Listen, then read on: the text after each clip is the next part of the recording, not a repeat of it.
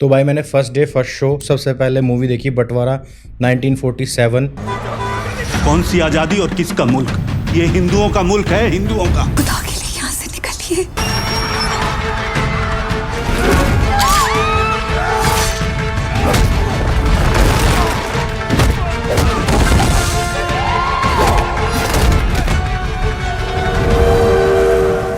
बहुत टाइम के बाद राजकुमार संतोषी, सनी देओल एक साथ आए हैं, सनी देओल प्रीति जिंटा एक साथ आए हैं और पहली बार आमिर खान, सनी देओल एक साथ आए हैं। और सनी देओल इसमें उतना ही मुसलमान है जितना कि मिर्जापुर वेब सीरीज या आने वाली जो फिल्म है गुड्डू पंडित, उसमें पंडित होता है, या कालीन भैया जितने बड़े ब्राह्मण हैं।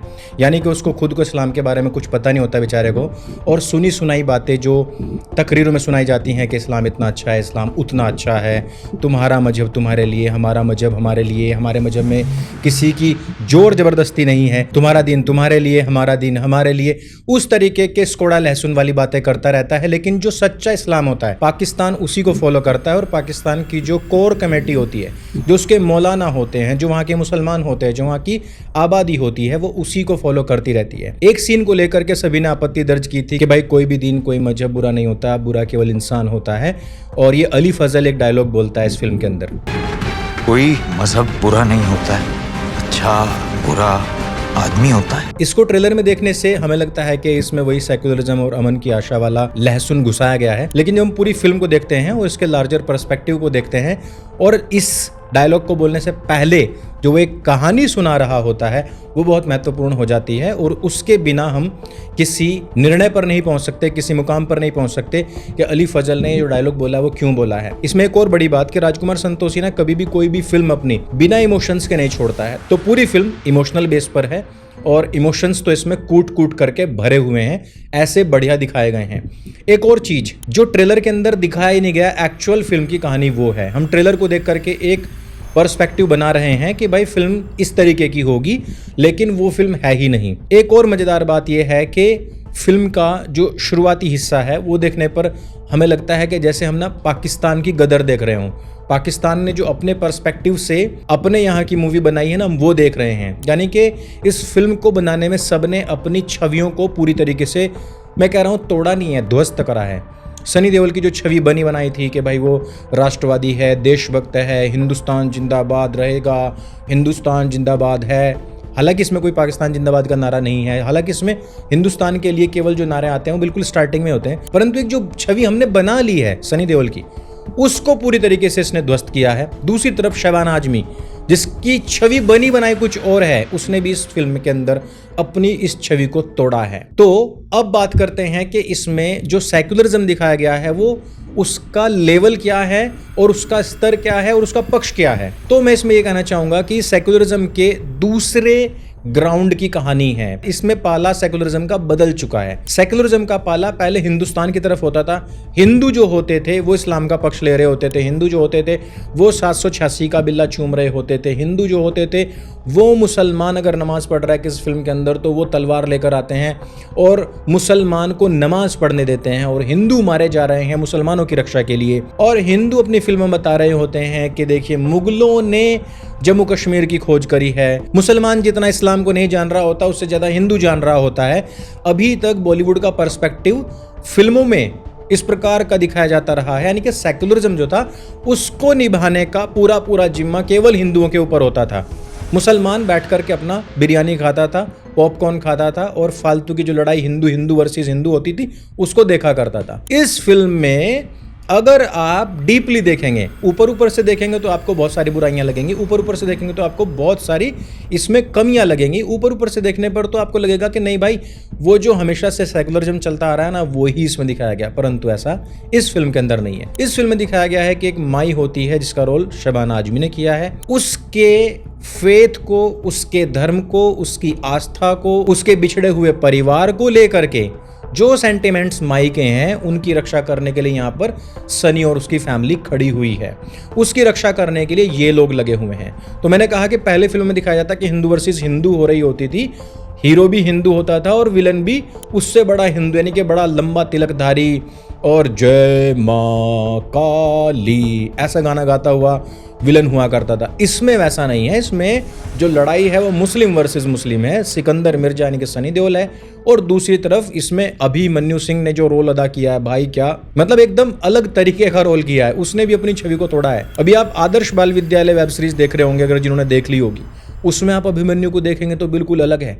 और आप बंटवारा 1947 में देखेंगे तो उसमें अभिमन्यु बिल्कुल अलग है। तो यहां पर इस फिल्म के अंदर जो लड़ाई है वो दिखा दी गई है मुस्लिम वर्सेस मुस्लिम की। और एक जगह पर तो खुद ये साबित हो जाता है कि भाई सनी जो है वो इस्लाम को जानता नहीं है, वो मुसलमान है ही नहीं। यानी कि इस फिल्म के अंदर एक ऐसा मुसलमान दिखाया गया है जो लगभग एक्स मुस्लिम हो चुका है और वो जितना कुछ भी जान रहा है या जानता है उसको भी वो अच्छे तरीके से प्रेजेंट नहीं कर पा रहा है। और एक जो इसमें सबसे बड़ा सरप्राइज रखा गया है वो रखा गया है सनी का बेटा करण देओल। अब डायलॉग देख करके तो आपने ट्रेलर में ये सोचा होगा कि भाई बाप बेटे की बहुत अच्छी जोड़ी है, बाप बेटा बहुत अच्छे से काम कर रहे हैं, परंतु कहानी बिल्कुल विपरीत है। कहानी एकदम अलग है। करण के रोल का नाम होता है जावेद और जावेद के एक्सपीरियंसेस अलग हैं। अली फजल जो कि इसमें एक शायर बना है उसके एक्सपीरियंसेस बिल्कुल अलग हैं। शबाना आजमी जो कि माई बनी है उसके एक्सपीरियंसेस बिल्कुल अलग है बंटवारे को लेकर के।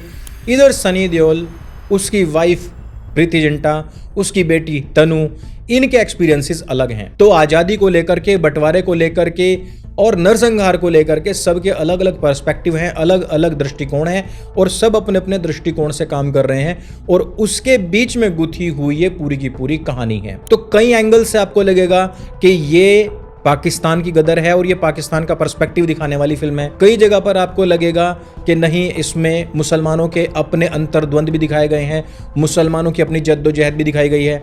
कई जगह पर आपको लगेगा कि ये पूरी की पूरी कहानी ना एक फैमिली के अंदर के बीच की जो जद्दोजहद होती है फैमिली को लेकर के, उसके बिछड़े हुए लोगों को लेकर के कहानी है। कई बार आपको लगेगा कि यार इस फिल्म ने ना अति कर दी है, अब मुझे छोड़ करके उठ जाना चाहिए। लेकिन जब इसको आप अंत तक देखते हैं तब आपको पता लगता है कि फिल्मकार ने या कहानीकार ने अपनी कहानी कही है और हमने वो कहानी देखी है। बहुत सारे पर्सपेक्टिव्स हैं, लोग अपने अपने पर्सपेक्टिव के हिसाब से इस फिल्म को जज करने वाले हैं और वही लोग जिन्होंने एनिमल मूवी को इस बात के लिए बायकॉट कर दिया था क्योंकि उसमें जो हीरो होता है वो ये कह देता है कि तूने जोर जबरदस्ती में कभी के टाइम जब हम छोटे थे अपने परिवार के दबाव में आकर के मुझे राखी बांधी थी, लेकिन अब वही लड़का बड़ा होने के बाद उसी लड़की को प्रपोज कैसे कर सकता है जबकि उसकी बहन हो चुकी थी। फिल्म के अंदर देखते हैं तो पर्सपेक्टिव बिल्कुल अलग था, लेकिन अगर हम क्रिटिसिज्म के हिसाब से देखें तो पर्सपेक्टिव बिल्कुल अलग है। वही हिसाब यहाँ भी चल सकता है। अगर मैं बात करूं AR रहमान की तो बहुत ही घटिया काम करा है भाई। म्यूजिक का पता ही नहीं लगता है म्यूजिक है कहाँ। BGM आपके दिमाग पर कोई छाप छोड़ने वाला नहीं है। करण देओल का काम कैसा है? कहीं कहीं पर बहुत बढ़िया है, कहीं कहीं पर औसत है, कहीं कहीं पर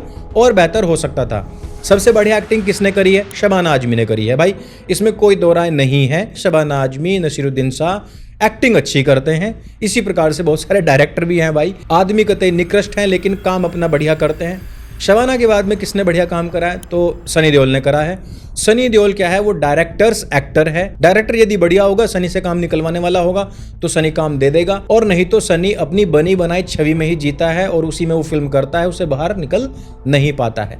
प्रीति जिंटा की एक्टिंग कैसी है? मुझे ऐसा लगा है कि वो IPL में जो मैच देख रही होती है उस टाइम और वहां से निकल करके यहाँ आई है बेचारी। फिल्म में आने से पहले थोड़ी और अच्छी से मेहनत करनी चाहिए थी, लेकिन डायरेक्टर ने बहुत अच्छे तरीके से उनके फेस का इस्तेमाल किया है। एक्टिंग बाद में धीरे धीरे निखरती चली जाती है। गाने कैसे हैं? एक राम का जो भजन है जो शबाना आजमी गाती है वो बहुत बढ़िया है। उसके अलावा उसमें कुछ भी इस तरीके का चीज नहीं है कि आपको याद रह जाए। वो तबस्सुम वाला भी मुझे कुछ ढंग का उसमें गाना लगा नहीं है। तो फिल्म क्या देखनी चाहिए अथवा नहीं देखनी चाहिए, मैं नाम नहीं लूंगा, पर अगर उन लोगों के रिव्यूज देखने की तुमको आदत हो चुकी है तो तुम इस फिल्म को अवॉइड करना, देखना मत, बिल्कुल भी मत देखना। लेकिन अगर तुमको वास्तव में फिल्म देखना अच्छा लगता है और तुमको लगता है कि भाई हमेशा हिंदुओं का सेक्युलरिज्म दिखाया जाता था, मुसलमानों का सेक्युलरिज्म कैसा हो सकता है, तो उसको देखना है तो बिल्कुल जाओ।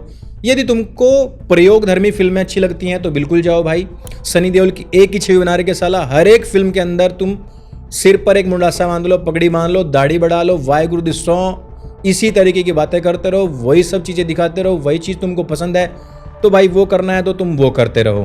कि उसको जाट और जट से अलावा तुम देखना नहीं चाहते तो भाई इस फिल्म को बिल्कुल मत देखना। अगर तुमको ये भी लगता है कि हिंदुस्तान में जो बंटवारे के वक्त हुआ था वो नहीं दिखाया जाना चाहिए, या फिर इसमें तो केवल हिंदुस्तान का ही क्यों दिखा दिया, पाकिस्तान वालों का क्यों नहीं दिखाया, अगर वो सारी चीज़ें भी हैं तो भी मत देखना। तो मैं तो यही कहूँगा कि भाई इसमें मुझे लगता है 60-70% लोग वैसे होंगे जो फिल्म को देखने के लिए नहीं जाएंगे, 20-30% लोग होंगे जो फिल्म को देखने के लिए जाएंगे। फिल्म एक प्रयोग है, इसको ये भी कहा जा सकता है कि हाँ अमन की आशा का प्रयोग है, जैसे धुरंधर जैसी मूवी आ रखी हैं, उससे पहले बहुत सारी ऐसी फिल्में हैं, उन्होंने जो नैरेटिव गढ़ा है उसको तोड़ने के लिए फिल्म आ रही है। बिल्कुल हो सकता है भाई, आमिर खान है इसमें जावेद अख्तर है, इसमें AR रहमान है, और इसमें प्रयोग किया गया है सनी देओल, प्रीति जिंटा जैसे राष्ट्रवादी लोगों का। बिल्कुल भाई, पैसे के लिए कोई भी फिल्म कर सकता है और अपनी छवि को तोड़ने के लिए भी कर सकता है, अपने लौंडे को एस्टैब्लिश करने के लिए भी कर सकता है, बहुत सारी चीजें हो सकती हैं। लेकिन जो नैरेटिव के दूसरे पक्ष को देखना चाहते हैं वो देख सकते हैं। मुझे फिल्म कैसी लगी, कभी कभी बहुत अच्छी लगी, कभी कभी बहुत बुरी लगी। तो ना मैं इसको बिल्कुल अच्छी कह सकता, ना मैं इसको बिल्कुल बुरी कह सकता। हाँ, सनी देओल का मैं फैन हूँ और ये कहने में मुझे कोई हर्ज नहीं है, लेकिन हाँ सनी देओल कई जगह पर बहुत बुरा लगा है। और लास्ट में जो डायरेक्टर ने सबके नाम से, मतलब इतनी भीड़ होती है मुसलमानों की और सबके नाम से राम नाम सत्य निकलवाया है, वो वास्तव में डेयरिंग है और दंगे हो सकते हैं इस चीज़ के ऊपर। लेकिन उसको भी इन्होंने वाइट वॉश करने का पहले से पहले प्रयास कर लिया है। तो कुल मिलाकर के ये है कि जिस प्रकार से मैंने कहा कि 30% लोग ही हैं जो इसको देखने के लिए मन बनाएंगे, तो वैसे 10 में से 3 या 4 स्टार ही इसको दिया जा सकते हैं, वो भी सारी चीज़ों को देखते हुए, मतलब अभी नैरेटिव क्या चल रहा है, अभी हवा क्या चल रही है, उन सब को देखते हुए। तो राजकुमार संतोषी और सनी देओल, प्रीति जिंटा को इस तरीके की फिल्मों से बचना चाहिए। मैं तो सलाह तो यही दूंगा आखिरकार। तो अगर ये वीडियो आपको अच्छी लगती है, जानकारी से भरपूर लगती है, इसको सबके साथ में शेयर अवश्य करें। और अगर आपने फिल्म देख ली, आपको कैसी लगी है, कौन कौन से मोर्चों पर वो बिल्कुल विफल लगी है, ये भी हमें नीचे कमेंट करके अवश्य बताइएगा। मेरे संग बोली सत्य, सनातन वैदिक धर्म की जय। जय हिंद, वंदे मातरम।